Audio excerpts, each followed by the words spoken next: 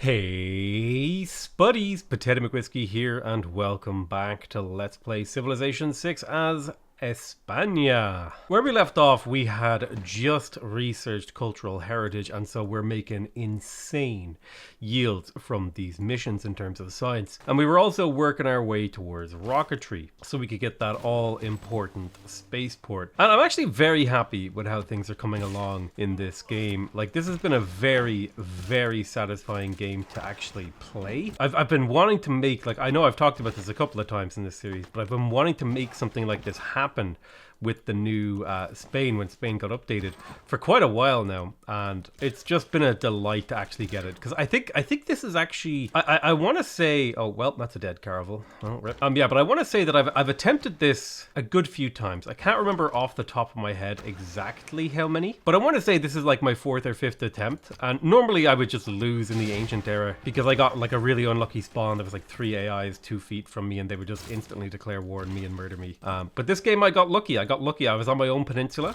and I was able to execute the strategy and stuff that I wanted to make work. It did, like, it took a little bit of RNG and it took a little bit of work, but we got there in the end. And I super recommend you give this sort of a game a try in your own time, because, like, I don't know, it's so much fun. It really is. It's the only way I can describe it, is that I'm just having a good time playing, which I think is really what you want. That's like really all you want when you're playing like a game of Civ, is that like you're having an interesting game, or you've learned something new, or you got to use a strategy you normally didn't. You know, whatever variety of things that, you know, tickles your own personal fancy as a player. As long as you get to tick that box, I reckon you've had a good time, you know what I mean? All right, we're keeping up the international trade routes in our capital. Now, our capital is going to become a giga capital eventually. And it'll require a little bit of work and a little bit of retooling from me, but the giga capital will come. It's only a matter of time. We're already up to 134 production in here. We are having housing issues, mainly just down to the fact that I don't have neighborhoods yet. But once I do have neighborhoods, things are going to start changing. Getting more and more luxuries online in my cities, which is like just fantastic news, because the more luxuries we have monopolies over, the better. I should actually check the monopoly status. We have a monopoly on amber. We're missing 2. Let's see, can we find more amber? Okay, there's an amber over here and an amber over here we don't have improved. Well, I'll tell you what, I'll get myself a builder to get that one online, and then I'll probably like maybe purchase a settler or 2 to get those. But I have almost all the amber, and once you have a full monopoly, you get a huge benefit. What other thing could I get? Well, she has a full monopoly of coffee. Pearls will be a hard one to get a monopoly on, because there's so many of them across the world. Oh wow, she has actually 4 monopolies. That's really bad. No wonder her culture is kind of insane right now. And she's only making 200 tourism per turn. That's really spooky, actually, especially considering how big her empire is. Yeah, she's really putting the pressure on building spaceports and going for a culture victory at the same time with 4 monopolies. But I should be able to get a citrus monopoly, as well as a cotton, wine, and truffles monopoly for myself. God damn, did she just spawn on her own continent? Is that what happened? I think that's what happened there, yeah. No wonder she has 4 monopolies, because, like, look, here's Chimeria, right? Samaria.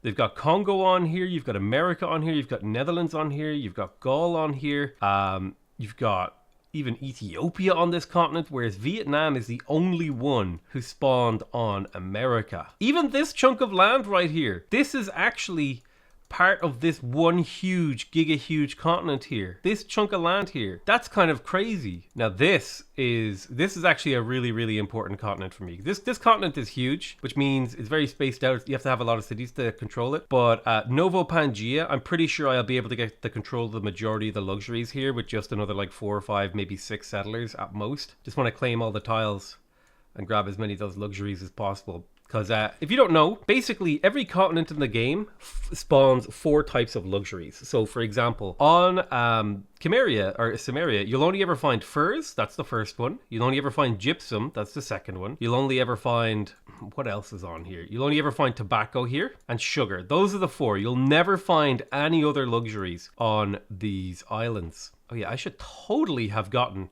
some governor titles a little bit sooner, because I forgot to actually pick up mages. It's not like the worst thing in the world that I forgot, but you know, Maybe it's better if I don't forget those kind of things. Oh, lovely. We built our first canal, which gets us a little bit of air score, and we have access to flight. I may build an aerodrome or two, just to get a little bit of, whatchamacallem, the air score. Building our second canal here, so we can build a little cross link here to the Northern Sea. And I have a canal here, which is cool. I don't know if I really see many more opportunities for canals, unfortunately. Unless I would like settle on the Wine and canal to here and then like turn these lakes into it, but I don't think that really does much. Maybe like canals over here. Oh, America's finally settling here. All right. That means the pressure is on. Pressure is on to get the rest of these cities settled. So it may be in my best interest to... I may wait. Yeah, it's a long time to wait for communism here. I may have to like plug out a card. I don't know. I might just... You know what I'm going to do? Yeah, that's what I'm going to do. I'm just going to purchase settlers with gold. That's the best thing I can think of. Oh, I got myself a conquistador. My unique unit. Very cool. It's a musketman replacement, I believe. Working on a lot of sciencey buildings. Those research labs. Got to get them up. So I can't reach any more of these cities with my international stuff. I think it's okay to trade a little bit with Vietnam again, because those trade routes to her are worth so much. It looks like she actually took some Chinese cities here. You've got Jian, you've got Changsha and Handan. Those all look like Chinese cities. China might be having a bit of a bad game here, which explains a lot. I'm trying to steal tech here from Vietnam. I already picked up nuclear fission because every little tech boost I can pick up from here will maybe shave a little bit of time off my win condition. All right, where are we settling now? It's safe to... It's finally is it safe to pop up here. Actually, I may settle on the deer. That ley line is just in a slightly too awkward a spot for me to do what I want to do. I mean, it works if I settle on the deer. These are gold to get some more pearls and more control over we have of the pearls, the better chance we have of actually getting a monopoly. I think we're only 1 or 2 pearls away from getting the start of a monopoly. Popped another gypsum great work into Cartagena to be able to get that research lab a couple of turns sooner. And we can buy another great merchant. Even if I don't love this great merchant, like Mary Catherine Goddard, she's not the best. It's actually really bad if Vietnam picks up Sarah Breedlove. I can't believe I just did that. Oh God. Oh Jesus. Oh God. Man, I've been having some luck this game. Now, settlers are about 4,000 gold right now, about 3,600, and I think that's what the majority of my gold is going to be going towards now. It's just getting those last few settlers to pick up those last few luxuries. There's 4 luxuries over here. There's another, group of 5 or 6 over here. There's another group over here I can pick up. Although I can get 3 of these from Santander. So I'd more or less be looking to settle here on that wheat to grab. I wouldn't be able to get the silk, so it's going to take 2 cities in here, and I may as well settle a city there to get both of those pearls. Alright, finally we're promoting the Hermetic Order, so we can pick up mages. And now let's have a look at those ley lines. Ooh, 10 science from my ley lines. 1 food, 2 production, 3 gold, 10 science. Now that is a very nice... very, very, very nice yield, especially because I'm on science focus in the majority of these cities. Like there's 2 ley lines here. I have 3 ley lines in total in my capital, and then I think there's like a few ley lines kind of scattered around out here somewhere. Yeah, like there's one down here. Like look at that, that's a nice tile. So where's Beowulf? I'm trying to remember. Yeah, he's over here. I think I can use him to clear out this stuff to the south. Need to get rid of this barbarian infantry. Nice, there's radio, so we have access to aluminum, and it looks like we did in fact hit at least 1 copy of aluminum underneath this campus right here. Finally getting our research labs up, and the few that have finished, we are now hitting 500 science per turn. Those are the kind of numbers I want to be seeing here, especially because Vietnam has already launched the Earth satellite, so I need to catch up. Now Zaragoza, I could just do campus research grants, but I had the plan to do a theater square in here from a long time ago, and that little bit of extra culture is always super helpful. It's high time I got my campus in Seville though. I delayed that one a long time, didn't I? Alright, I have the gold to buy another settler. There's no luxuries over here I care about. I will want to clear that out, but I think I'm going to use Mulan for that. Buy a settler down in Almeria so we can claim all of these oranges. There's pearls over here I need to claim too. Damn it. I think I finally, with that last amber... one more amber and I've got the big monopoly. Alright, let's plug in Mary Catherine Goddard for the +1 diplomatic. That was a mistake. I was on autopilot and I spent my great merchant when my great merchants are for creating corporations. Oh God, reload the turn. All right, listen. This turn never happened. All right, it never happened. Listen, you can't prove it happened. You can't prove that I reloaded the turn to make up for my mistake. All right, the footage doesn't exist. Remember, I pay Morbus. He's contractually obligated to make me look good in my videos, okay? I'm retroactively changing the contract. Pray I don't change it further. I don't know why, but whenever I see the city Alicante, I think of two things. I think of that Alejandro song, because I don't know why.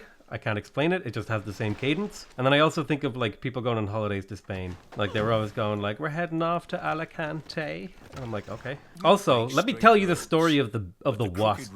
Okay? It was between videos. I was taking a little break. I was watching YouTube memes. I was doing all sorts of stuff. I was having a good time, right? That's the most important. I was having a good time. And then I just out of the corner of my eye, I saw like a little bit of movement outside my window. I was like, oh, it's a wasp hovering around. And I was like, oh, I wonder if he's going to try to come inside. And I saw, like, and I have my window open just a crack most days. Just a little bit of air in, right? You know what? Side note, open your windows, okay? You're not getting enough air. Open your windows, get some more air. It's not right to be locked up in your room with no fresh air all day, okay? Get some air. But yeah, anyway, this wasp, he was like floating around. And I saw him. He like disappeared for a second, and then the hover happened. He like hovered right at the crack of my window. And I was like, nuh-uh, not today. And I jumped, like literally jumped out of my chair and yeeted my window closed as hard as humanly possible. And I denied him entry. He was denied entry. My borders are closed. I do not have open borders with wasps, okay? Listen, of all the things in the world that I would let into my home, a wasp is on the bottom of that list, okay? Fuck that. I'm not being harassed in my own bedroom by a wasp. I'm just not about that life. You know what? This is a conspiracy theory, all right? But this is a real conspiracy theory. Not like the meme ones I used to say, but this is a legitimate conspiracy.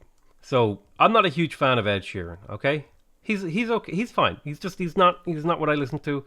Like, I don't have anything against him. He's totally like, yep, that's good. His music is good. It's kind of like, you know, when you see a work of art and you're like, you know what, that work of art doesn't click with me, but I know it's good. Like, that's how I feel about Ed Sheeran. He's good. No problem with him. Now, I do have a problem.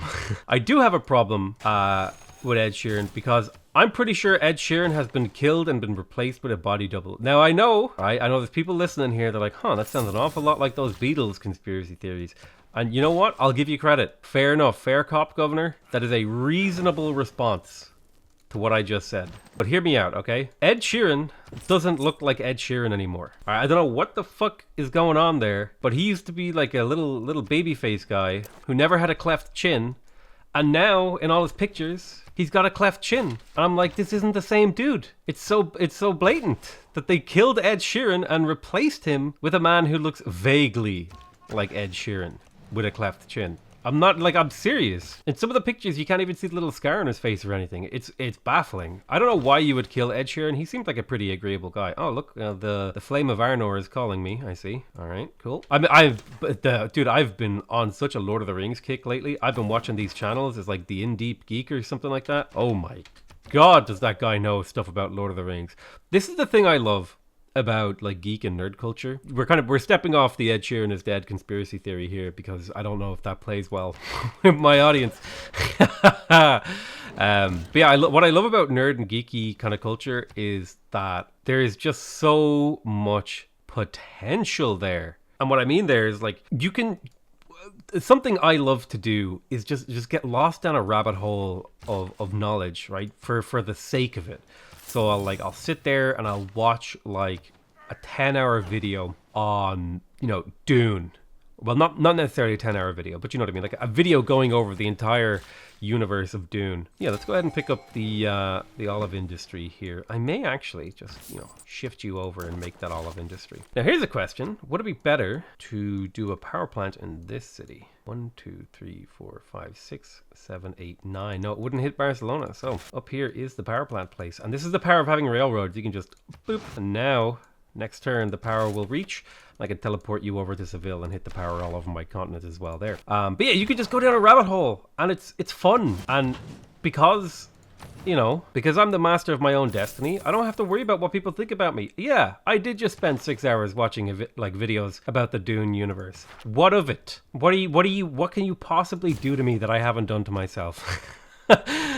What horrible injury can you inflict upon me for enjoying this nerd culture? But yeah, dude, I love watching those like Lord of the Rings videos where they go through and they're like, oh, why didn't they fly on the eagle's back? Because that's like the meme. That's the Lord of the Rings meme right there. It's like, why didn't they just do the eagles? It's the thing everyone says about it, and there actually is an answer. There's an in-universe answer, because you start to like actually examine the Lord of the Rings universe, and you realize that it's not entirely a fixed universe. Things are a little bit more squirrely around the edges. Like, Tolkien left, he was very careful to leave, you know, he never explained everything. He left some things unexplained. So, you know, the eagles, maybe they're not just eagles. They might be something more. There's always like little hints and thoughts and ideas. And, you know, partially that might just be that he's, you know, maybe a bit scatterbrained like any writer is. And he hasn't fully figured out how he wants, like, you know, characters and ideas to sort of fit into his world. So he might just kind of leave things a little bit squirrely and a little bit open to interpretation. But yeah, believe it or not, there is an answer. There is an answer to the question of, like, why didn't they just fly on the eagles to Mordor? And I don't remember the answer myself, but I remember listening. Oh, hello. The Great Shark Clan has spawned. Alright, cool. We got rocketry. Boom. Let's get started on our capital. Shabam. Place that spaceport. That'll be a 13 turn build, but that's okay. I'm probably going to want spies to defend this as well. So let's get started on a spy in Zaragoza. But yeah, there was like a whole thing. There are reasons. There are reasons things are the way that they are. I think it has something to do with like they're agents of the Valor? Whatever those angel dudes are. But yeah, I highly recommend, okay, get yourself, like, I don't know, your favorite comfort food, your favorite whatever, and then just sit on your couch and watch Lord of the Rings videos. You'll have a great day. I promise you. Anyway, partially going on tangents because I'm not doing anything like super, you know, mega interesting in the game right now. I'm just mostly kind of making sure that I'm getting railroads linked up, which you can see the progress on the railroad over here is going very well. Should probably link up here because that's an awful long loop. But yeah, I'm getting my railroads down, getting my spaceport going. I'm just constantly trying to increase my science. We're up to 550-ish science right now, which is making me feel real good about myself. So this, oh man, look at the power range on that. This is like some Power Ranger range. All right, yeah. All right, Nikola Tesla, though, you are definitely heading back to the capital. And by capital, I mean capital continent. You know what I mean. Listen, you guys are smart enough to know what I mean sometimes, okay? Sometimes. I love Beowulf because he can just delete stuff. You just delete those. You having trouble with infantry? Delete. You got deleted. Nikola Tesla, slap you down in Seville. We'll have a nice power range next turn. Let's pop Mary Catherine Goddard over here and get ourselves another corporation. This will be Giga Chad olive oil. I think we've had enough virgin olive oil to last us a lifetime. My right hand is a little bit sore, so now I'm having to play with my left hand, which is not optimal. Not gonna lie. Finally, at long last in my life, has the endless video gaming finally caught up to me, and I'm starting to get the beginnings of RSI. And usually what I do when I have that problem is I'll stop playing for a while. But god damn it, I keep misclicking. It's hard to play with your left hand. I am glad that the game is kind of chill because I don't like it's not under any intensity and I can just play with my left. It does, however, mean that I am much slower at playing than normal. Like even if I were to try to do my deals, like, yeah, I'll just do the recommended deals. Sure. Sell off all those spare luxuries. No one wants to buy my pearls. I got enough of those. But perhaps, do people want to buy some of my luxurious strategics? Congo will buy my aluminum, my coal, and my niter. Sounds good to me. You don't pay enough. Any mutual open borders? Ooh. Let's not give that to Vietnam. Let's not give open borders to the person who is currently about 2/5 of the way to a tourism victory. Oh fuck. Ambiorix. Establish a resident embassy and a friendship. Can we get a cultural alliance? I may have to go world police on Vietnam here. Let's see if I can liberate some of these Chinese cities. Problem is, in order to do that, I would need to get bombers. So I'd need to get some aerodromes, and I would need aircraft carriers. Well, I can get the aircraft carriers relatively quickly. So let's go bombers into aircraft carrier. I can start an aerodrome next turn, so I'll just build walls real quick. Get myself an aerodrome in La Palma. And maybe another couple aerodromes around. Gonna want to be able to have a relatively strong air force and plenty of places to produce them from. Because if you don't have really strong cities to produce from, sometimes the trick is to just have a lot of cities. Quantity over quality, comrades. The good news is I have a ton of faith I can like purchase a hero or like repurchase all my heroes and send them at her too, and that'll be really useful to do a bit of world policing. We've got urbanization, so neighborhoods are available now. Those are going to be almost exclusively useful in my capital, nowhere else. Where did this barb camp come from? God, I don't want to spend my gold on an ironclad. I think I have to. Yeah, AT crew barbarians aren't my favorite. She's about to launch the moon landing. She doesn't have nanotechnology yet. We're currently second in science, and we're 200 science ahead of her, so we're closing the gap. We're up to 51 techs, she's up to 58, so she's only 7 techs ahead of me, and I can one turn 3 more techs. So realistically, she's only like 4 techs ahead of me. We got this. It's possible. It's doable. Aerodrome right here. How is the climate change looking? Okay, climate change is getting bad. Sea levels are rising rapido. So I reckon we gotta prioritize those flood barriers over everything else, which sucks. I think I gotta buy a hero here. So let's reinstate Hercules. I totally forgot I had Hercules. Why am I building this spaceport like a gimp? What am I doing with my time? Let's launch that Earth satellite immediately. Get to work on the other satellite project. I can't believe I forgot I had Hercules. What am I doing in this game? This is emblematic of the kind of player that I am. I'm pretty damn good at the game, but I forget shit all the goddamn time. Like, it's just so easy to forget. It's almost entirely down to the fact that I play really fast compared to most people, which is like a deliberate, it's like an intentional thing. Because I don't know about you guys, but I get really, really bored if I'm watching someone play these games and they're taking too long to make their decisions. Whereas I think there's something really interesting about someone playing quickly and making good decisions. Like, not necessarily the best decisions, but they're making good decisions. I think this city is fully built now, and the only thing we care about now is working campus research grants. But yeah, the downside of my playstyle is, of course, naturally, sometimes I play too fast for my own brain, and that causes problems for me. I forget things. I miss out on things. I don't do things perfectly. But here's the thing. You don't need to be perfect. I mean, I could probably... Like, here's the thing. I could hem and haw about every single decision in this game. It could be done. I could do it. But I probably wouldn't enjoy the game nearly as much. I could, like, hyper-optimize to make sure that I was always building the exact thing that I should build and never, you know, blah, blah, blah, blah. But the game wouldn't be as fun. That's it. This is what it comes down to for me. It's like, can I have fun playing the game and make it interesting to watch? Those are the two things I care about. Have I actually been able to take even the slightest dent in my happiness problem? Not even the slightest dent. Well, I do have 4 happy cities now. So I guess that's an improvement. Boom, there's satellites. Now we're working on computers. We do have a bit of a global warming problem. It's gonna get a little bit worse soon. 12 turns. We've got 12 turns to deal with it. But hey, plenty of time. We can start construction of our first bomber. Now we only have 2 aluminum. I've been having some technical issues. Having a bit of sound issues. Having a bit of keyboard issues. We're burning a lot of coal, by the way. Maybe it is bad for the environment? Question mark. But the really good news is, we are not having a bad time when it comes to gold and stuff like that. That is the front that we are having a really good time on. And we're only 2 turns away from launching the Earth satellite. Very, very close to essentially colonizing this entire new world uncontested, which is probably the most fun thing I've done this game. It would be good to have an encampment or 2 so that I can get military engineers to build my flood barriers really quickly, because I think there is quite a bit of flooding to be had in my empire. So a couple late game encampments makes sense to me. Delete you. All right, you got deleted. Conquistador, go clear that. Mulan, get back in the city. Things are good right now for me. I'm quite happy. I've been stressed out like hell the last good few months for a variety of reasons, most of them completely out of my control, but a few of them within my control and me just being lazy, you know. Some of them are my fault, right? I'm always going to be willing to admit that. I've got a first solar farm too there, which is really nice.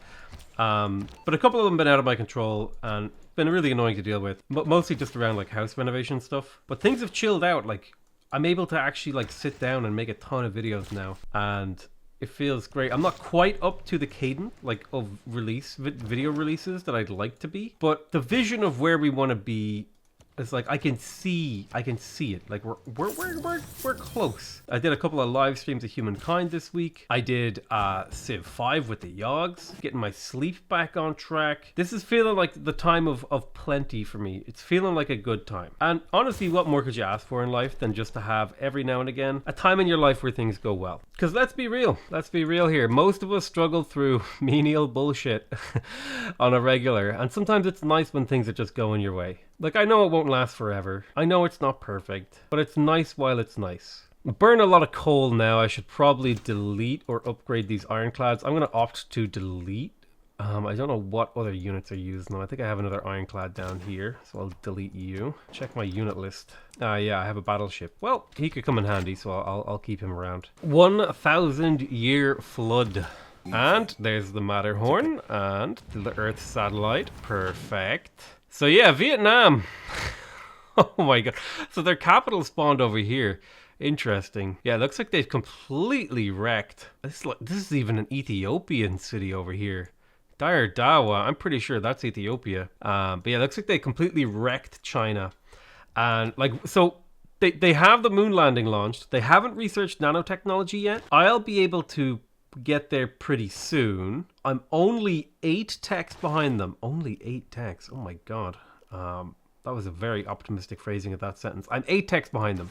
However, I am 150 science per turn ahead of them. So there's that. Nanotechnology is not much of a detour on the way to nanotechnology for jet bombers. So I can probably get jet bombers, like maybe something. Yeah, here we go. I'll go combined arms. It's like a 7-turn detour, but to be able to like destroy her empire seems like a pretty big advantage. And then we go for nanotech and then backfill for nukes or something like that. I'll be able to do significant damage to her empire with aircraft carriers and bombers. Now she might have giant death robots by the time I get over there, which is just going to be an unfortunate reality that I'll have to deal with. But on the tourism front, that's also a little bit scary. She's up to 129 tourists, so she's about halfway to a tourism victory. Her tourism is still increasing. It's up to 300 per turn. Whereas on the other hand, I've only got 28 tourists and I need 522, so it's going to take me a while before I do anything approaching her. And actually, it's honestly actually bad for me to be generating tourism, because I'm pretty sure I'm lowering the tourism threshold for every civ in the game if I'm also going for tourism. But yeah, I'm going to call that the end of this episode. Vietnam, man, I feel like Vietnam always shapes up to be our late game opponent in our games. But I love you all very much, and I'll see you guys next time. Bye bye.